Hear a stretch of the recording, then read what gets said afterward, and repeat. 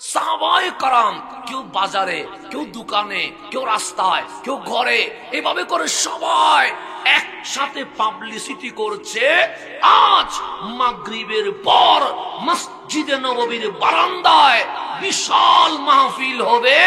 ওই মাহফিলে কোন মানুষ বক্তব্য রাখবে না, স্বয়ং হাবিবুল্লাহ বক্তব্য রাখবে। মসজিদে নববীতে আজান হয়ে গেছে, বেলাল আজান দিলেন।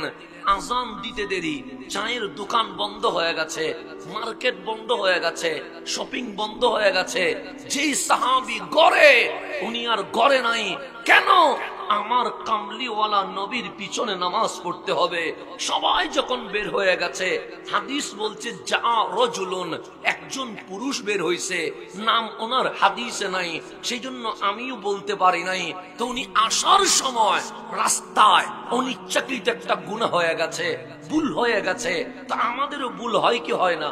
হয়। তো ওনারও হয়ে গেছে, কিন্তু উনি মসজিদে ঢুকে দেখলেন আমার কামলিওয়ালা রসুল নামাজ শুরু করে দিয়েছে। উনিও বললেন ইক্তেদাইতু বিহাযাল ইমাম, নামাজ শুরু করে দিয়েছেন।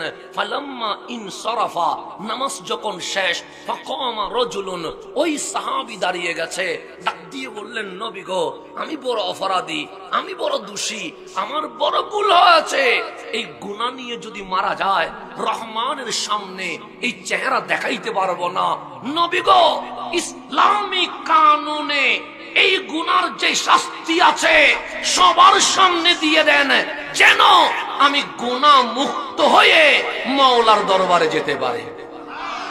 আমার নবী উনার দিকে তাকায় না, ডান দিকে তাকিয়ে আছে। কিছুক্ষণ পর ওই সাহাবী আবার দাঁড়ালেন, নবী গো, আমার ভুল হয়ে গেছে, আমাকে শাস্তি দেন। আমার নবী উনার দিকে তাকায় না, এই দিকে তাকিয়ে আছে। কিছুক্ষণ পর ওই সাহাবী চিল্লাইয়া কান্না করে বললেন, নবী গো, আমার বিশ্বাস ছিল গুনাহ করলে মালিক নারাজ হয়, কিন্তু গুনাহ করলে আমার নবী যে গুসা হয় এটা তো আমার জানা নাই। আল্লাহ যদি নারাজ হয়ে যায়, আমার নবীও যদি নারাজ হয়ে যায়, আমার তো আর কোনো উপায় নাই। এই কথা বলতে দেরি কামলিওয়ালা ওনার দিকে ফিরলেন, ডাক দিয়ে বললেন, ইয়া রাজুল, হে পুরুষ, হাল সাল্লাইতা মাই, তুমি কি আমার সাথে নামাজ পড়েছো? উনি হাত তুলে বললেন, লাব্বাইক সাল্লাইতু মাআক, হা হা নবী গো, আমি আপনার পিছনে নামাজ পড়েছি। আমার কামলিওয়ালা রাসূল বলে বারবার গুনাহ করেছি, বলার দরকার কি? এখনো নবী চিনো নাই? আমি তো সেই নবী যার পিছনে নামাজ পড়ার কারণে তোমাদের জীবনের গুনাহ মাফ হয়ে গেছে। এখন সামনের দিকে যাই, আমার নবী দামি না অদামি? বেশি না কম? বেশি। আমার রাসূল বসলেন, এখন ধন্যবাদ দিতে হবে, কারণ সাহাবী কষ্ট করেছে। তো আমার রাসূল বলেন, তুবা, একবার ধন্যবাদ, একবার মুবারকবাদ, একবার শুকরিয়া, লিমান রাআনি, যারা দুই চোখ দিয়ে আমারে দেখেছে, ওয়া আমানা বি, দেখার পর আবু জাহেল নয়, দেখার পর আবু লাহাব নয়, দেখার পর উতবা সাইবা নয়, দেখার পর আবু বকর, ওমর, উসমান, আলী হইয়া যারা সাহাবী হয়ে গেছে, আমি নবীর পক্ষ থেকে তোমাদেরকে একবার মুবারকবাদ দিলাম।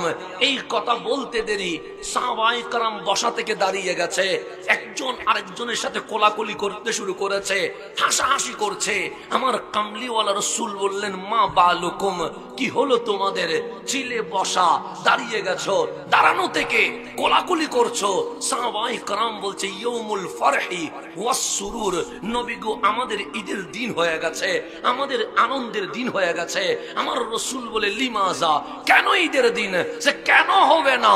আজকের ধন্যবাদ রাষ্ট্রপতি দেয় নাই, প্রধানমন্ত্রী দেয় নাই, এমপি দেয় নাই, সচিব দেয় নাই, আমলা দেয় নাই, আজকে কাউসারের মালিক আমার দয়াল নবী দিয়েছে। আমার কামলিওয়ালা বলেন, ইজলিসু, বসো বসো, কথা এখনো শেষ হয় নাই, তোমাদেরকে ধন্যবাদ কয়বার দিয়েছি? সে একবার দিয়েছেন। আমার রাসূল বলে, শোনো, তুবা সাবআ মাররাত, একবার নয়, দুইবার নয়, তিনবার নয়, 7 বার মোবারকবাদ, 7 বার ধন্যবাদ, 7 বার শুকরিয়া। সাহাবায়ে কেরাম অবাক হয়ে গেছে। নবীকে জান লাগলে জান দিয়ে দিব, মাল লাগলে মাল দিয়ে দিব, প্রাণ লাগলে প্রাণ দিয়ে দিব, ইজ্জত লাগলে ইজ্জত দিয়ে দিব, সম্মান লাগলে সম্মান দিয়ে দিব। আমরা পাইলাম একবার। পরক্ষণে বললেন 1 নয়, 2 নয়, 3 নয়, 7 বার ধন্যবাদ। লিমান কার জন্য?